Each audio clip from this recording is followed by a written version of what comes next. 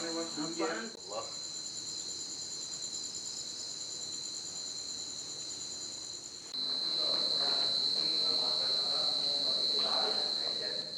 Assalamualaikum warahmatullahi wabarakatuh. Waalaikumsalam. Sahabat legenda misteri Nusantara. Sekarang kita ada di daerah Bogor, di tempat lokasi makam keramat Mbah Guru. Dan saya nggak sendiri, kita ditemanin sama salah satu artis yang mungkin masih ternama. Yang mungkin dong. Seorang komedian, tapi kita mau nanya juga sama beliau karena beliau juga sepertinya alih profesi ke konten misteri. Nah, ini ada Bang Aden. Iya. Bang Aden Bajai. Salam Bang Aden. Assalamualaikum semua.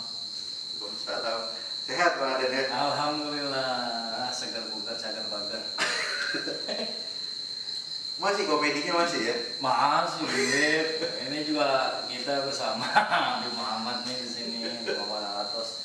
Ini tempat apa, Bib? Maksudnya ini makam?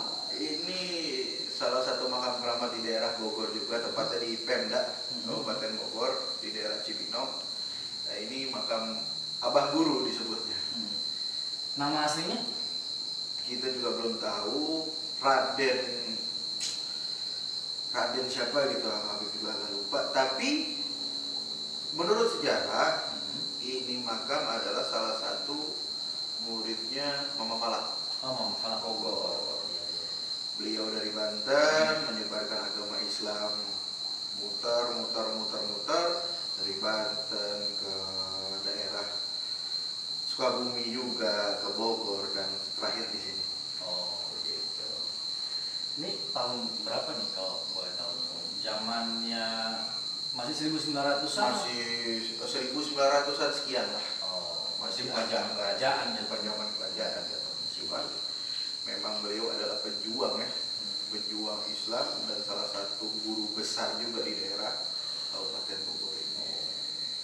Nah, jadi kalau balik nanya nih sama kita nyebutnya siapa nih, Bang Aden atau Ki Aden? Aden aja. Karena sudah masuk ke ruang lingkup misteri, jadi harus kita pakai Ki Aden mungkin. Ya, enggak lah, Aden aja. Nah, Bang Aden, dari yang pertama saya lihat di televisi terutama dengan adanya berprofesi sebagai komedian kan sama sahabat Anda kan, ada Isa, ada Melki kalau nggak salah.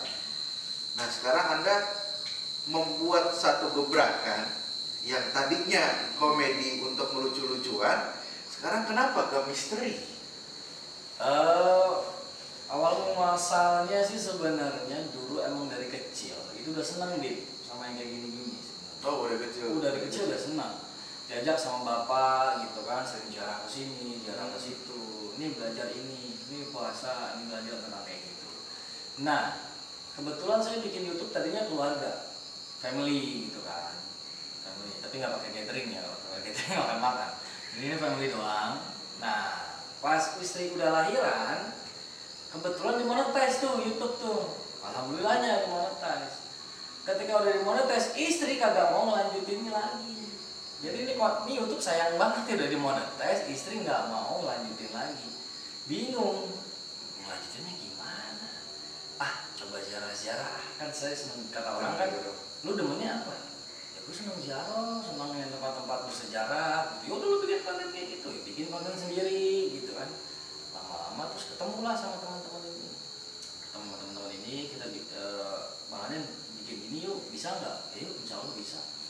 Tapi memang mungkin ada basic ya dari orang tua, diajak ziarah ke sana kemari itu disuruh puasa, dan sekarang bikin konten horor. Sebenarnya sih bukan ziarah ya, cuman bertamu lah ibaratnya ke satu makam keramat, dan di situ Anda mengulas seperti ada mediumisasi, dan saya lihat di situ Anda bisa tuh untuk memasukkan roh halus ini ke tubuh seorang manusia, tiba-tiba dia jadi macan lah atau jadi begitulah pokoknya. Yang belum ada tuh siluman kupu-kupu sebenarnya. Nyari kemasukan siluman kupu-kupu, gimana tuh gayanya? mungkin nanti ada next kita bikin. Nah, gue mau nanya juga sama Ki Aden ya. Ki Aden. Karena suka ziarah. Oh iya. Tapi bukan maksudnya Ki, masa suka jarang dipanggil Ki Aden. Kan dan saya dengar cerita juga udah sering membantu orang dalam hal spiritual seperti itu. Ya itu sih atas izin Allah aja, kebetulan ada orang yang bertanya ya saya jawab, ada yang minta bantuan kita wajib membantu. Benar, cuman kan kapasitas seseorang untuk membantu ke hal spiritual tersebut kan harus menyiapkan mental juga kan. Ya. Menyiapkan mental ya mungkin dengan ziarah-ziarah tersebut. Nah, itu gimana tuh caranya? Atau ada puasa khusus kah atau ada bacaan khusus kah saat memasukkan mediumisasi lah? Ya kita berdoa aja sama Allah, semua atas izin Allah, meminta bahwasannya pembuktian, karena di luar sana masih banyak orang yang tidak percaya bahwasannya makhluk-makhluk astral itu ada, walaupun memang dalam Al-Quran disebutkan bahwasannya kita harus mengimani hal gaib karena Allah Maha Gaib. Benar. Jadi ya dengan proses seperti itu ya saya minta kepada Allah buktikanlah bahwasannya makhluk engkau selain manusia itu ada. Dan hadirkan. Dan alhamdulillah selama ini dijabah sama Allah. Tapi itu bisa untuk semua orang atau orang khusus aja untuk menjadi mediator apa? Orang yang bisa mediator itulah. Sepanjang yang saya tahu sih sebenarnya semua orang bisa, asal dia bisa konsentrasi, bisa ikhlas, yang penting tidak ada penolakan. Penolakan. Terus kalau apalagi kalau yang udah sering kemasukan itu lebih gampang lagi sebenarnya. Tinggal dituk gitu dan bisa masuk insyaallah. Pernah kemasukan setan kredit? Terus saya ngider lagi minta kreditan panci ya enggak lah. Alhamdulillah sih kalau kemasukan sih belum, walaupun dulu sempat setengah ada yang coba masukin saya tapi baru setengah keluar lagi. Kecuali saya masukin sendiri waktu itu pernah, tapi saya udah nggak mau nyoba lagi karena entah nggak ada yang ngeluarin. Disuruh keluar sendiri ya. Terus ada satu kenikmatan ya atau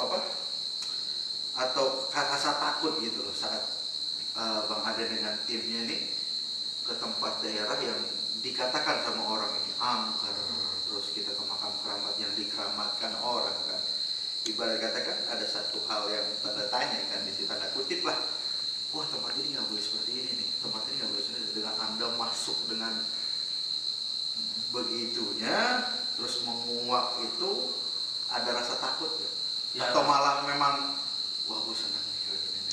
Iya. Rasa ada bunyi di belakang. Wah masuk ke ujinya. Ada rayap kali. Rasa takut itu pasti ada.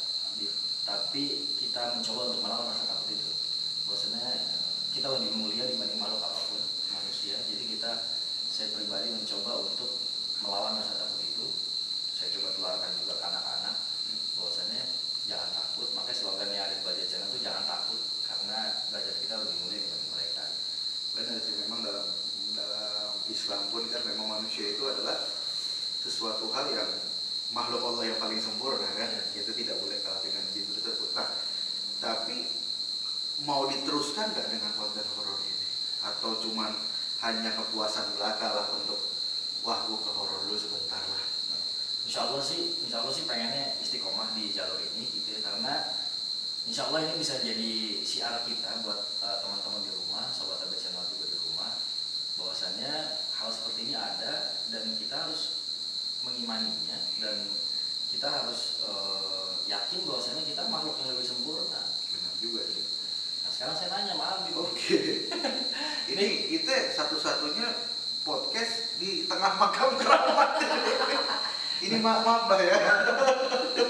Ini Bib, kalau saya sering jarang dari dulu ya, saya sering ngamatin orang datang liatin pada bawa susuguhan, pada bawa ini, pada bawa itu. Dan saya sering tanya ke kuncen, saya sering tanya ke yang jaga-jaga makam gitu ya. Sebenarnya adab untuk ziarah itu seperti apa sih? Dan rata-rata mereka tidak memberi jawaban yang puas menurut saya. Kalau dari Habib sendiri yang udah berpengalaman, yang udah berkecimpung di dunia ini lama juga sih. Sebenarnya adab yang benar itu seperti apa ya? Kalau dalam sunnahnya Rasulullah kan ada untuk berziarah itu kita mengucapkan salam kepada ahli kubur ya. Apalagi kita berziarah ke makam wali-wali Allah atau para pejuang-pejuang Islam. bukan kita menyembah. Kan kebanyakan di luaran sana banyak, wah lu ngapain nyembah makan. Sebenarnya kita berziarah itu yang terutama dulu memang Rasulullah melarang karena ditakutkan seperti itu, karena zaman itu pelajaran akidah tentang ini belum benar-benar dikasih sama Rasulullah. Tapi setelah ada kemantapan dalam akidah para sahabat saat itu, diizinkanlah berziarah ke makam untuk mengingat yang pertama adalah kematian. Nah, untuk ada berziarah yang pertama kita pakaian yang sopan ya. Pakaian yang sopan, terus kita beri salam. Makanya kalau di makam-makam wali kan ada satu figura, itu assalamualaikum ya sadam ya rahman ya sakum, itu memberi salam kepada sahibul makam ahli kubur ini, sahibul makam ini, dan kita mendoakan beliau agar beliau ini mendoakan kita. Sebenarnya gak usah harus dengan, kan banyak ya, ada yang pakai sesajen, terus pakai hiu atau apa. Tidak menyalahkan itu, karena itu kan budaya. Karena Indonesia ini kan berbagai macam budaya. Mungkin yang disalahkan adalah jangan sampai kita terlalu percaya. Jadi seakan-akan kita menyembah makam tersebut gitu loh. Yang sebenarnya kita cuma duduk, beri salam, kita duduk, kita kirimkan Yasin, kita kirimkan Fatihah, selesai. Dan agar kita doakan beliau dan beliau pun mendoakan kita sama Allah Ta'ala. Karena dimensi itu kan berbeda. Orang yang masih hidup dengan para wali Allah yang sudah gak ada gitu. Sebenarnya kan hakikatnya mereka ini masih hidup. Berpindah alam aja. Berpindah alam di dimensi ruh. Dan lebih dekat kan dengan Yang Maha Kuasa. Itu aja sih sebenarnya. Tapi kalau untuk dupa tidak masalah. Tidak masalah untuk dupa karena Rasulullah suka wewangian dan para wali pun suka wewangian, bukan